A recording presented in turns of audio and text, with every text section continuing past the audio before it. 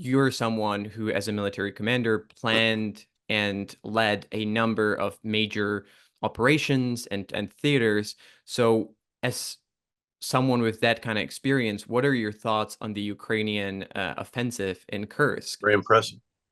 They have achieved not just tactical surprise, but really it appears to be operational and strategic surprise. The Russians were taken completely unawares of what was going on to mass, to bring together elements of four different Ukrainian brigades. This is not just the Russians who were fighting for the Ukrainians, the Legion, which is what would conduct raids essentially into Belgorod Oblast or province in the past. This is Ukrainian forces, among the best that they have, pulled together, and not just infantry and armor, tanks. It's also air defense artillery to protect them from the Russian drones and aircraft. It is electronic warfare part to do the same.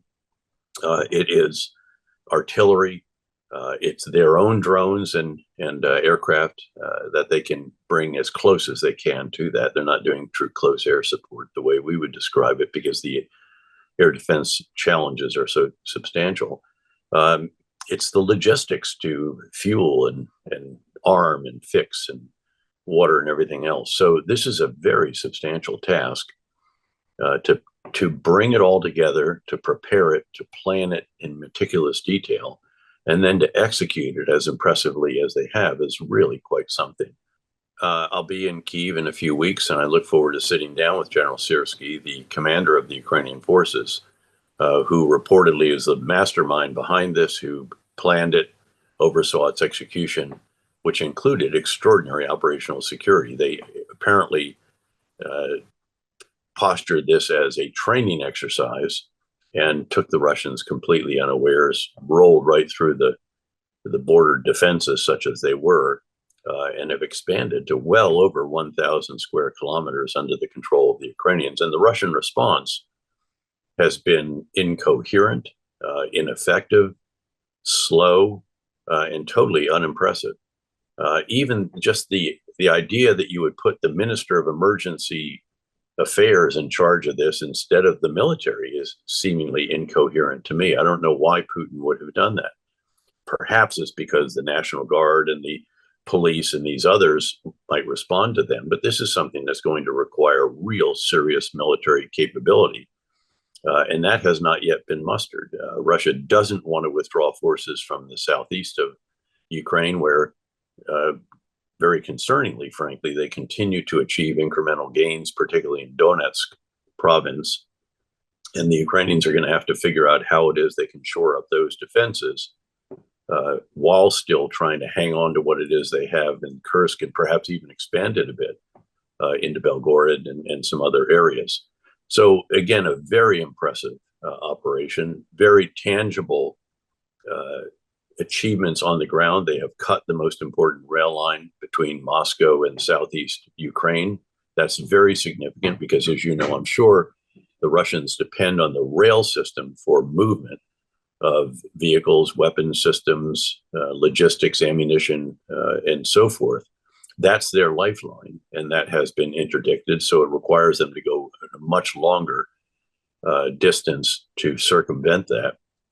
And they seemingly have no reserves that are available. The report of late is that they're going to move forces from eastern Russia, which is quite a long way. Again, they'll have to do it by rail. And whether those forces are ready, whether they are well trained, well equipped, well structured, well commanded, I think is very much in question, because that certainly has not been the characteristic of the forces that Russia has mustered to counter this offensive so far. So a very important achievement. Again, tangible results on the ground physically, cutting the rail line, occupying this territory, getting them closer to Russian airfields that they've been able to attack with drones and so forth with considerable effect as well. But also a huge shot in the arm, if you will, a psychological lift for a population that really has watched their forces beyond the defense and gradually, incrementally giving up amounts of ground, albeit with huge Russian losses, just staggering. They're incomprehensible to me as someone who wrote letters of condolence to America's mothers and fathers every night, just about, that I was privileged to command in combat. But this, after the summer offensive of last year, which did not achieve what we all hoped it would in the face of the very, very substantial Russian defenses in the south, the Surovikin line, named for the general who oversaw the establishment of these layers of defense with miles deep minefields, trenches, overhead cover, barbed wire, concertina, and on top of that, drones that will identify Ukrainians as they're trying to pick their way through the minefields and the obstacles, and digitally send grids back to the fire direction center, put those on the guns, and have accurate fire very quickly. In fact, this is a battlefield overall that I think was beautifully captured by the great Washington Post journalist Max Boot, who described this as the war in which all quiet on the Western Front, of course, a reference to World War I, meets Blade Runner, a reference to the future. And in this case, we're seeing both the past in warfare, trenches, Cold War era tanks and infantry fighting vehicles and artillery, and then some very cutting edge systems when it comes to drones. And of course, the Ukrainians, particularly impressive when it comes to technology. They are producing, their goal is to produce 1 million drones in 12 months. And I think they may actually do that or come very close to that. And if you do the math, that means that they're able to throw thousands of low cost, one way suicide, first person view drones at the Russians every single day. And that is what is enabling them to hold the Russians off, or at least limit their gains to quite incremental ones, even though they're in many cases outnumbered probably 3, 4, 5 to 1. It's also what enabled a country that has no navy to sink 1/3 of the Russian Black Sea Fleet and drive them out of the centuries-old port of Sevastopol in Western Crimea and out of the Western Black Sea entirely, using aerial drones to find the Russian ships and then maritime drones to sink them, produced by Ukraine. So the distinguishing feature on the Ukrainian side really is their very, very impressive manufacturing, design, IT skills, and so forth. Noting that the Russians have some pretty considerable skills as well in this regard, some that they're buying from Iran in the forms of the Shahed drones, missiles, and so forth, but also electronic warfare, which has made some of our most accurate systems and munitions, the Excalibur artillery round, for example, that would land in a small table, is no longer as accurate as it was. The same with some of our other GPS guided precision munitions.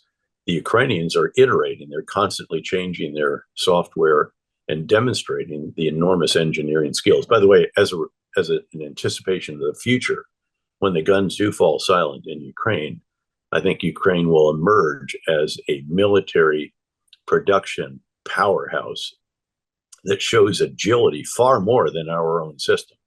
It's only now that you see startups in the United States that are focused on doing what startups in Ukraine have been doing for a year and a half or 2 years, which is very rapidly producing very low cost, but actually very effective unmanned systems, mostly in the air so far, but also, as I mentioned, at sea. And now they're about to unleash the hounds of hell, the robotic dogs, which are going to add another dimension to this battle. If you're enjoying this podcast, chances are that you like to know what's going on in the world of geopolitics.